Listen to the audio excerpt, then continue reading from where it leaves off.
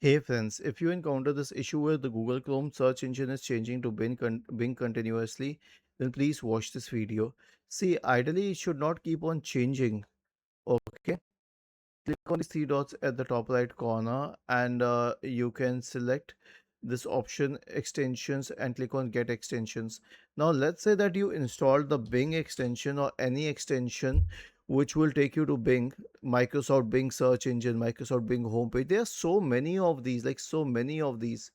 Okay, and many other extensions which will promote Bing. So if you have any of these extensions here, then you will have to remove them. So click on these three dots here, select extensions, click on manage extensions, remove this Bing extension, simply click on remove and remove it. Then click on these three dots here, select settings, search for search engine, and then you can scroll down and change it from Bing to Google back again. Was this helpful? If yes, then please subscribe to the channel. If not, then let us know in the comment section of the video on how we could help you further. Thank you for watching this video and have a nice day.